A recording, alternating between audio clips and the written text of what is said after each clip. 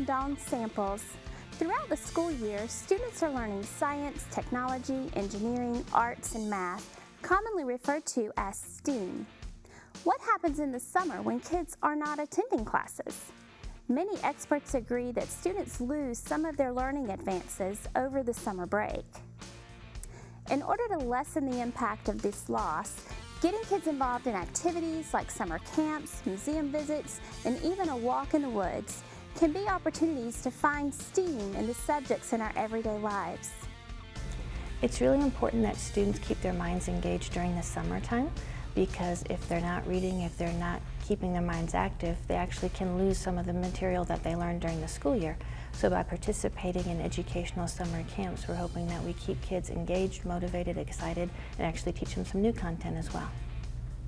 I think overall, if parents make sure that their students keep reading, read for fun, not just school books, but take them to the library, make sure that they're reading a little bit every day, and give them the opportunity to experience things. A lot of times during the school year, kids don't have time to go outside, to play, to explore, to see the natural world.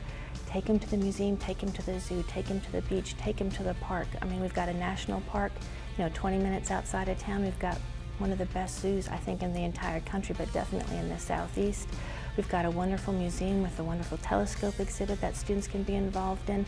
A lot of different groups have activities going on over the summer that students can get involved in.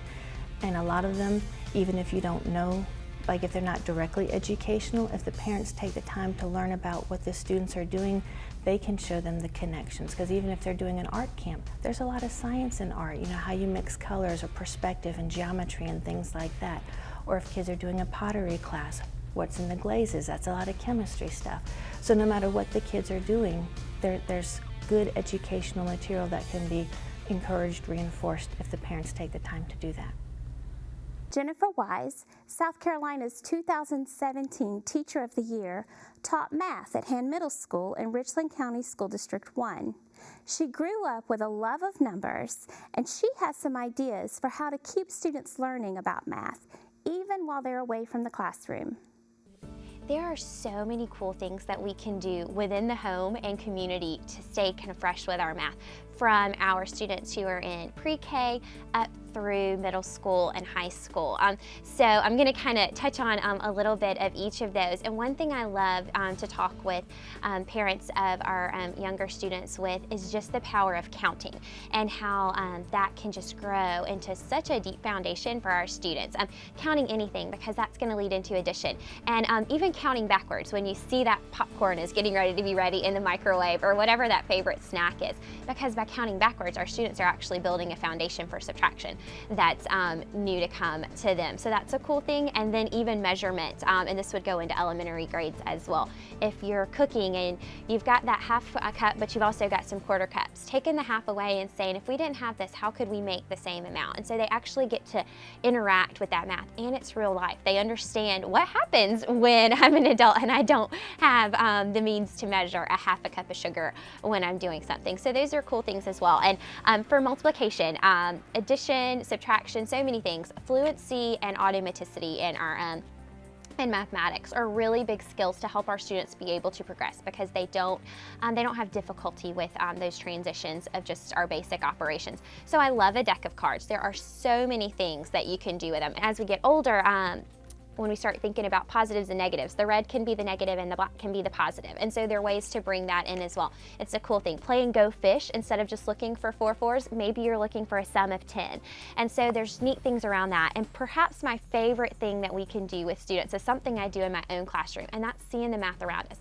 My students and I go for math walks all the time, and I say, just look around you and take some pictures of math that you see in the real world, and we go back to the classroom and we talk about it. And some really cool conversations have come from that. My geometry teacher used to take us out on the football field sometimes with his golf clubs, and he would strike the ball at different angles so that we learned a lot about trajectory and the power of that angle. And of course, that's going to be the same as we think about soccer or anything where you are I guess hitting a ball. I think about basketball, and that's quadratics, the way that the arc moves. We think about track, and often I'm a track coach, and so often my students will say, how come I have to start back here, but that person gets to start down there?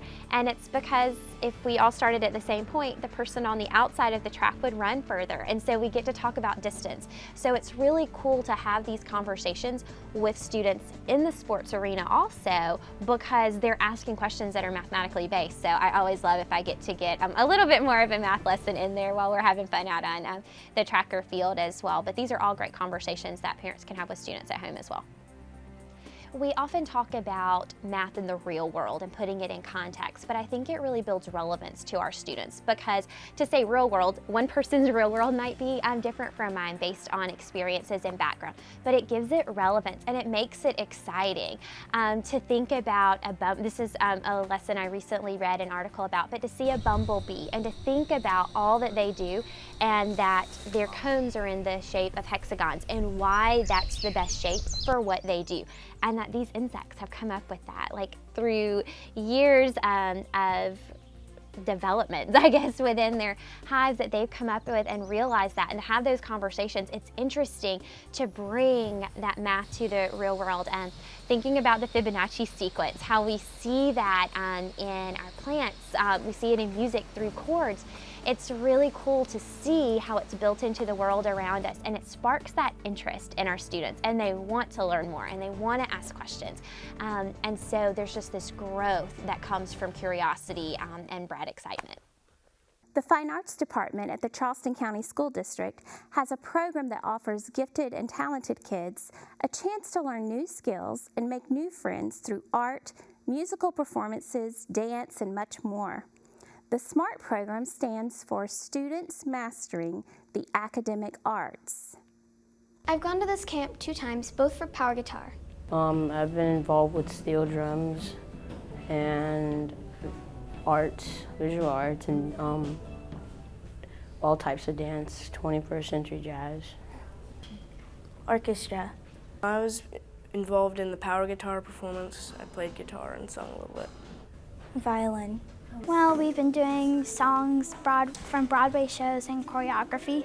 There is something here at the SMART program for everybody, whether it's musically, whether it's dance, whether it's visual art, whether it's writing.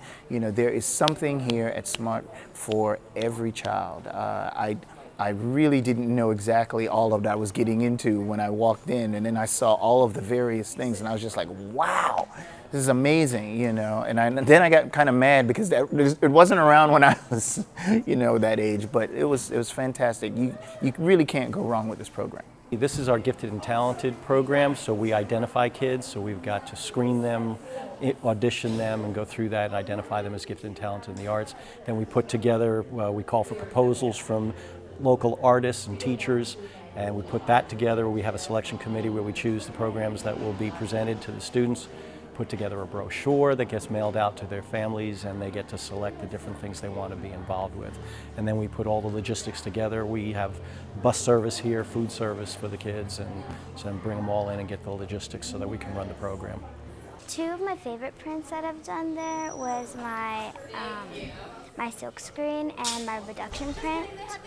I want to try doing like something that's really hard, something that's over my abilities, something that shows texture.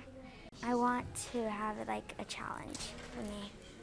I did a show called Directions. It was for musical theater boot camp, and it was about like which way you want to go for life, or it's like a journey through life.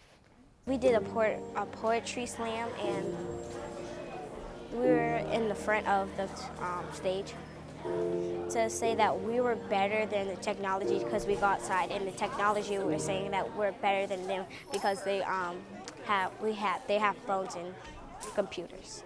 I'm a lover of the arts and a lover of anything that promotes opportunities for children of poverty, and anything that promotes opportunities for children to engage in something that brings them love and joy and passion.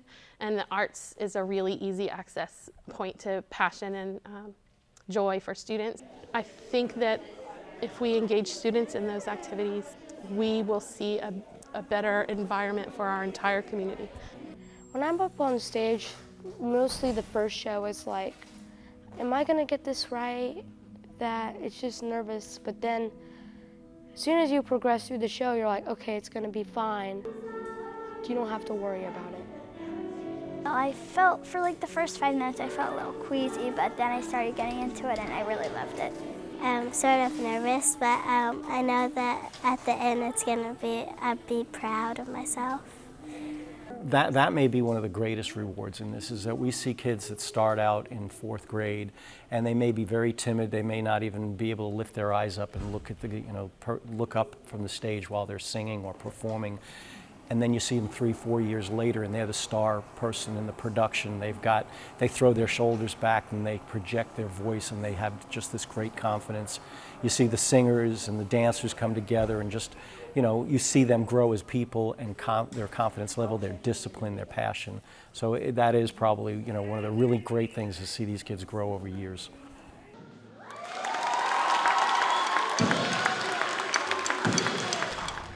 The tangibles are what we see here today, where the kids perform and we get to clap and applaud and all that. But the intangibles are, you can't even put it in words. They make new friends, they learn a lot of new things, lots of doors open for them. It's quite a great experience for them. The best part is getting to meet new friends and getting to learn new things. Probably about having people that share your interests.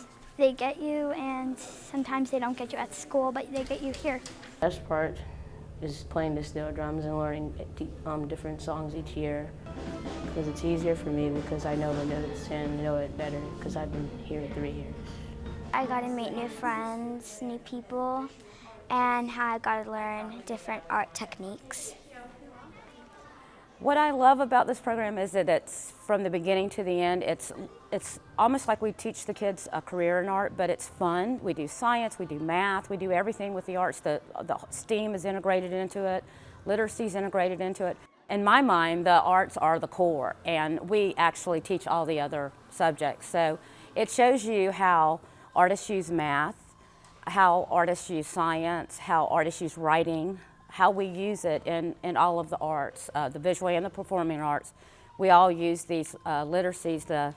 We use English and math, literacy, numeracy, science, environmental science. We use all the other core, and history. I start out the mosaics with the history of mosaics, and they kind of do a hands-on history of mosaics, so different types, indirect and direct methods. So it's a very strong way to teach science and the other subjects through the arts. It's something that the students will never forget. When they learn how to measure this way, they'll never forget it because they have a piece of art to reflect on. And they know that when they cut it this way, 1/4 of an inch apart, if it's too far apart, the tile will fall out. So they know that, and they really are very accurate with their measurements. So it's a very good tool. It's just a thrill to watch these kids and just see them blossom through the program. I hope that we continue to be able to fund this program. I hope that we continue to offer these opportunities to our students and get to see those kids that will go on to be professional dancers and singers, and we can applaud their careers, but we can also know how many scientists and engineers and teachers that we've inspired to be better at what they do every day because they've been involved with the arts. We took a trip to the Columbia Museum of Art, where their education team explains kids can benefit from summer camps, but there's also a lot to see and learn in the galleries themselves. At the Art Museum, you're going to be exposed to many different periods of art, histories of art from all over the world, and that kind of access to resources can directly impact how a 21st century learner grows and learns and benefits through all those different dynamics. We're very conscientious of looking at educational programming in particular that can foster a 21st century learner, looking at life skills, critical thinking skills. These different areas all inherently have STEAM-based ideas and philosophies in them. We want to break down the learning to really think about not just being creative, but also the different dynamics that are involved in that creative expression, whether it be math, literacy, science, technology, all fostering those different aspects of learning, especially towards a bigger, more global awareness for that learner. So someone just walking in off the street, coming into the museum, has a lot of opportunities to learn. They can of course go into the galleries and see the art for themselves and experience it in their own way. We also have our education gallery, which is always free to visit. And so that has a number of works of art from our collection. And then it usually has an exhibition of work from local schools or from an outreach group that we've worked with. So they can see work created by their peers as well as work from our collection. And then they have an opportunity to interact with that through activities and through books and things that we have in that area.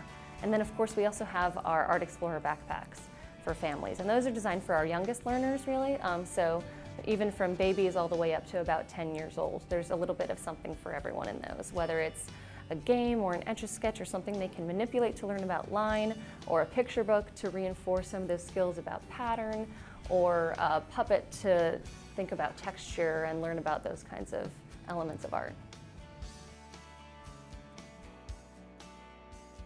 And then of course we have our summer camp programs. So these are for ages 4 all the way up to 18. And these we offer June through August. And every week we've got different offerings of camps. We have a brochure here that lists every summer camp that's available this year, and the enrollment has already begun, so this is open enrollment throughout the summer. So that means if it's July 2nd and there's a camp the next week and there are still spots, you can still register. So all of the camps are listed in our brochure, which you can find at the Columbia Museum of Art in the lobby. You can also go to columbiamuseum.org, and under the Learn button you'll find all about summer camps as well as all of our other educational programming. We have all sorts of subjects. We've tried to make it as diverse as possible. So we've got camps for 4 to 7-year-olds that focus on the basics of art. We have ones that deal with dinosaurs and monsters. We have ones where you're looking at animals or art around the world. And then for 8 to 12-year-olds, we get a little bit more specialized. So we've got camps that deal with fashion and designing your own clothing, art and armor, so different things that are a little bit more niche and more that kids are really getting interested in, like comics and stop motion animation. And then for our oldest group, the 13 to 18-year-olds, we have some really more intensive camps. These are actually from 9 to 3, so they're more of a full day. And they've created projects like tables and woodworking camps. We've got jewelry making and metal working, and so they're really learning some specialized skills. We're really learning about STEAM when we do things like even with comic books, or of course with our woodworking camps. So you've got people who are learning how to measure and cut and really learning those things authentically in a way that they see if you don't measure it correctly, it's not going to work. So you're really learning those math skills in an authentic setting. And of course, for our younger learners, we have things like somewhat more simple projects, but where we're talking about mixing paint to create different colors. We're talking about shapes and patterns, so we're learning about geometry. And then we have subject matter that they're really learning about. So there's things like dinosaurs that a lot of kids are fascinated by. And when we do our dinosaur camp, we're reading books and we're learning things about them in a fun, unstructured kind of setting. I think it's important to keep kids learning over the summer because one, they're out of school, their heads are really in a different place. They're thinking something a little bit funner, a little bit looser. What camp does and what summer camp does and what extended learning into the summer does is that it still provides a structured environment, but it really leaves it up to the individual to base their choices on their interests, their values, and what they really want to experience. I think that's a pretty empowering position to be in as a child. And I think in the summer camp experience, they have the ability and the capacity to do that. And I think they take more ownership over their learning when that happens. There are many reasons why I think it's important for someone to learn about the arts, but ultimately I think what it does is that it helps give you a unique perspective. I think that ultimately when somebody looks at life through the arts, they're getting a unique avenue into different modes of thinking and different modes of learning that may not be happening in other disciplines. And I think that, for me at least, that helps create a holistic approach to understanding and reflecting on life. Art is for everyone. There's no one who's excluded from coming to the museum. Everyone is welcome here, whether you have a 1-year-old or a 101-year-old. art is for everybody, and we try to be mindful of that in our educational offerings. We try to have something for every audience, every interest, every type of learner, and so we really strive to do that in everything we do here at the museum. Later this summer, there will be a solar eclipse visible across the state of South Carolina. Educators at the South Carolina State Museum talked with us about the science behind the eclipse, the technology used to view it, and the fun events the museum has planned to celebrate it. The eclipse is on August 21st of 2017, so that's a Monday. And here in Columbia, it starts at about 1:14, I believe, and that's actually when the very first edge of the moon and the sun kind of come together. And at about 2:41, that's when we have totality here. And so totality is when the moon completely eclipses the sun and we're seeing just those edge features. And that lasts 2.5 minutes in Columbia. And then this goes on until after 4:30, so it's a long event. What's going to happen on that particular day, the moon is coming in front of sun and it's blocking the sunlight, and that very time you can see black. So why don't we have eclipse all the month? The thing is, the moon is coming in front of sun every month. But sometimes what is happening, that moon is tilted 5 degrees and then moving around the earth. So sometimes the shadow is, when it's coming in front of sun, the shadow of the moon goes above or below the earth, not on the earth. But if it is lying on the earth and you are in that particular area of that shadow and then you are looking up, then you can see the completely black sun. As you can see this shadow. If you are in this area, like let's suppose you are in Anderson, Greenville, Columbia, Orangeburg, Charleston, then you can see completely black sun, that is total solar eclipse. If you are in Spartanburg, you are a little out for the total solar eclipse. It is the rare times when the moon and the sun and the earth are perfectly aligned so that the shadow hits directly. Of course, the eclipses happen pretty frequently, actually. Eclipses are not rare, but often they happen over big bodies of water, so we don't have opportunities to see them, or very remote places. The last one was in Micronesia, and so a lot of people can't travel to Micronesia to see an eclipse. So the last time we had a transcontinental eclipse in the United States was 99 years ago. So this is very rare to have this much land covered. This is the first time, I think, Americans have been this mobile. Of course, back in 1918, Americans were not very mobile, so the opportunity to travel from Maine or Miami to come to Columbia, South Carolina was not there. Nowadays, of course, people can travel all they want, and they will come to the path of the totality. And one of the other really neat things is that kind of brings in the natural history discipline is the environmental effects that we get. You know, when we get an eclipse, you get twilight in a 360-degree plane. So it's really different from the twilight we get in the western sky at sunset. The entire horizon becomes twilight, which is a really unique thing. And then, of course, birds and animals, whether they're diurnal or they might be crepuscular, that means they're out at dawn and dusk. And then, of course, you might have nocturnal animals, and so they all respond to changing light. And it's really weird. Of course, they have no idea what's going on. They can't begin to know. So being able to deal with, listen to that, and listen to birds and dogs and animals do things that they normally wouldn't do is really cool. And then I think just kind of the overall experience of feeling that, knowing that you're looking at a moon that is covering the sun and kind of understanding our spatial relationship to those two bodies, it's just amazing. It's really fun. And I think that all of that together really combines to just a great experience. To look at an eclipse, you really need to wear the right glasses, and they're not just like sunglasses. These glasses block out almost all of the light from the sun so that you can safely look at the sun.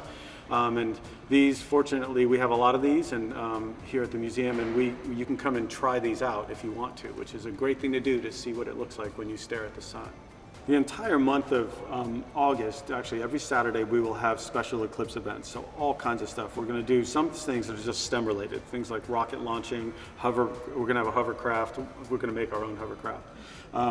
We're going to do things like make your own pinhole viewer, all the different types of things ways you can look at the eclipse. We'll also have the observatory open, the telescope gallery, the entire museum, and then the weekend before the eclipse, there are so many people who are coming to Columbia for the event itself. We have the whole museum is open, a special planetarium show that talks about how eclipses happen and what to expect on that day. We also will have Our 4D theater opened, and of course the observatory. So everyone will get a good advance on understanding what eclipses are and then learning all about the great state of South Carolina.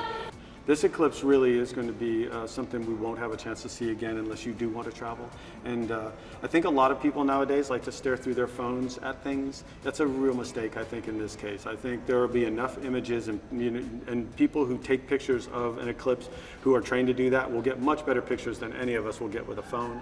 So really, I encourage people to experience it as best they can by thinking about all the things that are going on around them, looking through your glasses, and then here taking them off and seeing all of that crazy stuff that's happening outside of that part of the sun that we never can see, because it is impossible to see without an eclipse. And it's really cool to think that nature takes care of that for us, and we can't make it happen again. So spend your time thinking about the real thing that's happening, and put your phones in your pocket for a little while. You can always tweet about it later, so yeah, enjoy it.